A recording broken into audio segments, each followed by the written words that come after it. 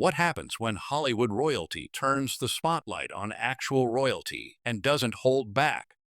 What you're about to see is one of the most jaw-dropping live confrontations in award show history.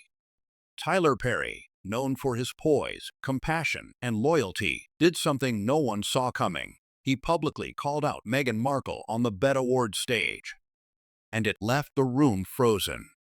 You won't believe the words he used, the secrets he exposed, and the way Meghan reacted. This story is full of tension, twists, and truths that the palace and Hollywood never wanted you to hear.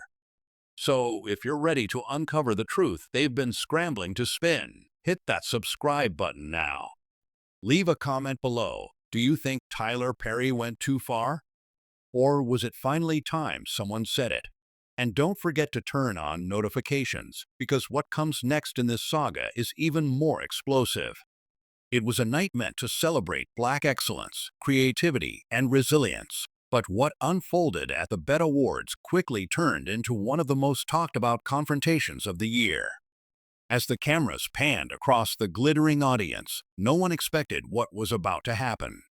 The red carpet had barely cooled from Meghan Markle's arrival when whispers began circling the room. Why was she there? Why now? And who invited her? Tyler Perry had been announced as the recipient of a humanitarian award that night, a well-deserved recognition for his decades of philanthropic work, his role as a trailblazer in Black entertainment, and his very public support of Meghan and Harry during their most controversial transition out of royal life. But as he took the stage, accepting the award with humility and grace, something in his tone shifted. He wasn't just there to say, "Thank you." He had something else on his mind. The audience leaned in, sensing something was coming. Tyler, never one to shy away from the truth, looked directly into the camera and said, "We live in a time when we're expected to stand by people simply because they've been treated unfairly. But at some point, we have to ask, what is the truth? Who's really hurting, and who's playing the part of the victim?" The room fell completely silent. People began glancing at Meghan, who sat poised and expressionless in the front row. It was clear she understood what was happening. Tyler wasn't just talking generally. He was talking about her, and everyone knew it. He continued, "I offered my home.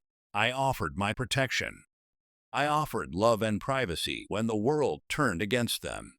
But love comes with honesty. And I can't sit by while the story keeps shifting to suit a different audience. We deserve consistency. We deserve the truth, not a brand." That word, brand, hit hard. The cameras captured the flicker in Meghan's eyes as she clenched her jaw, her polished media smile slipping ever so slightly. Tyler was referencing the constant stream of projects, interviews, and deals that had raised eyebrows in both the media and within their own former inner circles. What had once been described as a healing journey had started to look, to some, like a multi-million-dollar business strategy. Tyler, with his voice unwavering, turned to the crowd and said, "We must be careful who we defend. Because sometimes the people we rush to protect are just as capable of causing harm. Not every hurt person is harmless. Some know exactly what they're doing." Gasps echoed through the room. Meghan's expression hardened, her team whispering behind her. Was she about to leave? Was she blindsided? Or was this the moment she realized that even her strongest allies weren't going to protect her unconditionally anymore?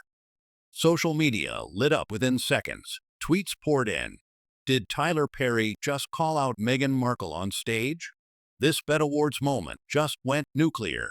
Respect to Tyler for finally saying what many have been thinking. Meanwhile, backstage sources reported that Meghan was livid. She allegedly demanded her team pull her from the rest of the night's lineup and refused interviews. One eyewitness claimed they saw her leaving the venue early, flanked by her publicist and visibly upset. And just like that, what was meant to be a night of celebration became a defining cultural moment. The headlines didn't read Tyler Perry honored. They read Tyler Perry confronts Meghan Markle. A narrative had shifted, and it wasn't one she controlled this time. As the BET Awards ceremony continued on stage, the atmosphere offstage had turned electric. Meghan Markle had exited the main seating area just minutes after Tyler Perry's speech concluded. The cameras may have stayed focused on the next performance, but behind the scenes, the real drama was unfolding in real time. According to multiple attendees and production sources, Meghan didn't just leave the venue quietly. She was visibly upset, reportedly muttering to her team, "That was a betrayal. I can't believe he did that to me, after everything." Her publicist tried to shield her from the growing swarm of media attention just outside the venue's VIP corridor, but it was already too late. Word had spread. Reporters were scrambling. The story was no longer the awards. It was Meghan. Back inside the green room, whispers were flying. Some celebrities, clearly shocked by Tyler's boldness, praised him for finally saying what needed to be said. Others were more hesitant, wondering if it was the right venue, the right moment. But the truth was clear. Tyler Perry had shifted the cultural conversation, and no one could ignore it. Meanwhile, back on social media, hashtags like #TylerTellsTruth, #MeghanExposed, and #BetBombshell were trending globally. Twitter users were posting side-by-side videos of Tyler sheltering Harry and Meghan in 2020 alongside clips of his now viral speech, captioned with phrases like, "From protector to truth teller," and "Even Tyler's had enough." TikTok creators were dissecting every sentence, every expression, every glance between Tyler and Meghan during the segment. But what truly stunned the public was what came next. Just hours after the show, a source close to Tyler Perry reportedly gave a quiet interview to a well-known podcast host. While the source's identity was concealed, they claimed that Tyler had sat on this decision for months, wrestling with whether to speak out publicly about his experience with Meghan. According to the insider, Perry had grown increasingly frustrated over what he saw as a manipulation of sympathy for personal gain, particularly after the Netflix docuseries and the controversial statements made in Meghan's Spotify podcast. He felt used, the source said bluntly. He offered them a safe haven, and in return, he got looped into a global PR machine that he didn't sign up for. The quote set off a new wave of analysis. What did Tyler really endure while helping Meghan and Harry? How much did he witness behind closed doors? And why choose this moment, on a stage dedicated to celebrating Black artists and icons, to drop the curtain? Some speculated that Tyler was making a broader point, that the manipulation of trauma, the commodification of struggle, especially when done by those who are already enormously privileged, needed to be called out, even if the person calling it out once opened their home to those very individuals. For her part, Meghan went completely silent in the aftermath. No official statement. No Instagram story. No leaks from unnamed friends. It was uncharacteristic, and it spoke volumes. But that didn't stop others from speaking for her. Certain pro-Sussex commentators rushed to her defense, calling Tyler's remarks a cheap shot, misogynoir, or calculated. Yet the volume of that defense paled in comparison to the thousands of people online who simply nodded and said, "He's right." The next day, talk shows picked it up. The View, The Breakfast Club, even international outlets like BBC and Sky News devoted segments to the moment. It had gone from a celebrity spat to a cultural flashpoint. Was this a turning point in how we view Meghan Markle? Or was it just the first public crack in a long-guarded narrative? Back at Perry's production office, according to sources, he remained completely calm. No follow-up, no press run, no attempt to control the story. He said what he said. One producer allegedly told Variety, "Tyler doesn't need to chase headlines. He just drops truth and lets the world decide what to do with it." And decide it did. While Meghan retreated from the spotlight, her critics gained fresh ammunition, and her fans, many of whom were once fans of Tyler Perry as well, found themselves at a crossroads. Could you support both?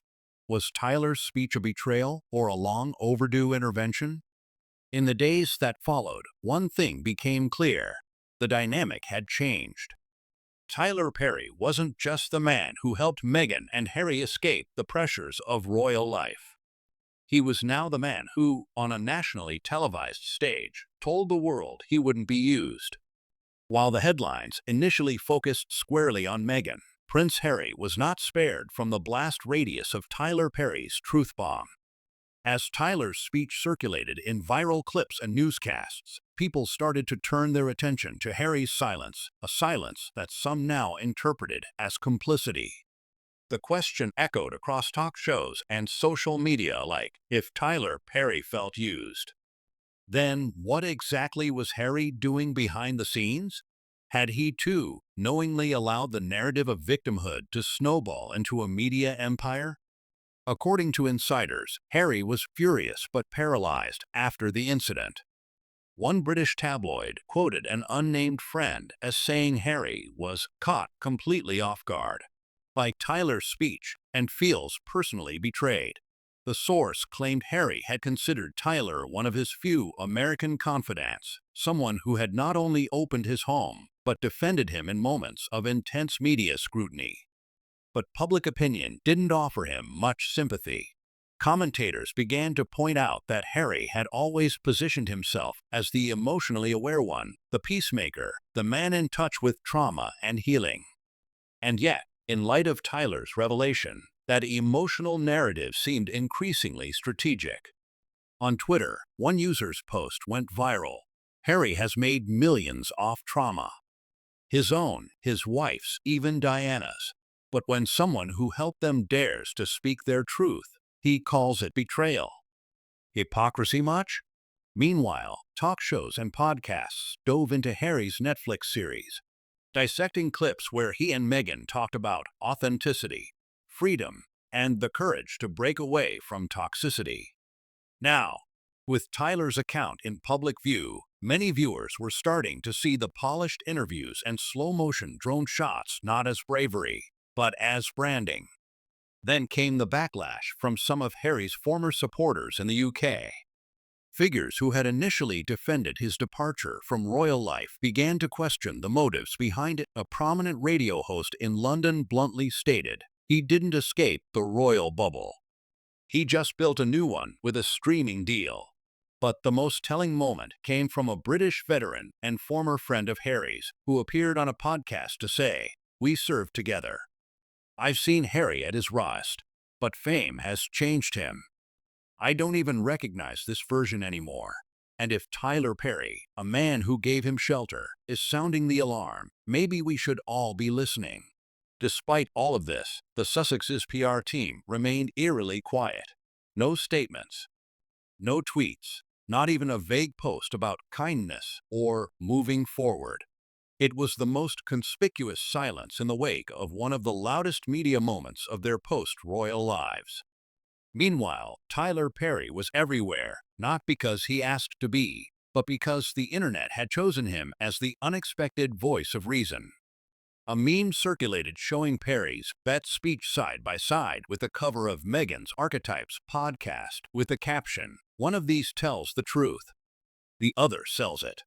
Even news anchors who had once fawned over the Sussexes began to hedge their language. Suddenly, phrases like media manipulation, exploiting public sympathy, and monetizing victimhood were being used with increasing frequency, not by tabloid hacks, but by mainstream reporters who had once been sympathetic. The fallout wasn't just reputational. According to streaming industry insiders, a high-level executive at Spotify reportedly cited the Perry controversy in a recent boardroom meeting about brand risk. Though not officially confirmed, whispers of sponsors pulling back interest from future Sussex-related projects began to circulate. And what of Harry and Meghan's famously close celebrity circle? Suddenly, it was noticeably quiet on that front too. Oprah didn't comment. Ellen said nothing. Serena Williams remained silent. It was as if the entire Hollywood machine had received the same memo: distance yourselves, for now. The real shock wasn't that Tyler Perry had turned the tide. It was how quickly everyone else was willing to let that tide wash away the fairy tale. If there was ever a question about Meghan Markle's sway in Hollywood and media, the events following Tyler Perry's truth bomb made it glaringly clear. Her armor had cracked, and the public was watching to see who would run to her defense and who would quietly retreat. But what few expected was how quickly the female media landscape, once a stronghold of support for Meghan, began to shift. At the forefront of this cultural pivot was none other than Joy Behar, the ever-blunt, no-nonsense co-host of The View. Known for defending women and calling out institutional injustice, Behar surprised her audience with a cold take on the Perry situation. "Look," she said during a live taping, "you can't preach about transparency, empathy, and female empowerment, and then treat your allies like disposable tools the second they stop saying what you want to hear." The audience was stunned, not just by what she said, but by the fact that she said it about Meghan. This wasn't Piers Morgan spewing venom. This was Joy Behar, one of the most progressive, feminist voices on daytime television. And she wasn't alone. Sunny Hostin nodded in agreement, adding, "What Perry said didn't sound bitter.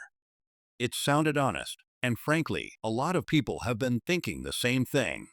That segment went viral within hours. Clips were posted with captions like, "The View turns on Meghan," and "Women no longer buying the victim act," and the conversation expanded far beyond cable news.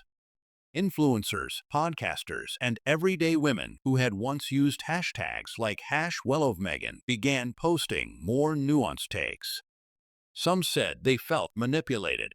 Others admitted that Tyler's words made them reevaluate everything they'd believed. But perhaps the biggest blow came when Gayle King, a longtime friend and ally of Oprah, and by extension of Meghan, made a subtle but telling comment during a panel discussion.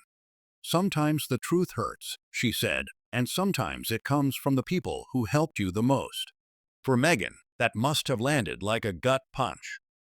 The silence from Oprah herself continued to speak volumes, but Gayle's remark felt like a confirmation. The inner circle was rattled. The whisper networks in Los Angeles and Montecito were buzzing, and not in the flattering, glossy magazine kind of way. As for Harry, his attempts to regain control over the narrative were met with increasing skepticism. In a follow-up interview with a smaller media outlet, he tried to clarify that their relationship with Perry was still cordial and that no one is perfect. But the damage had been done.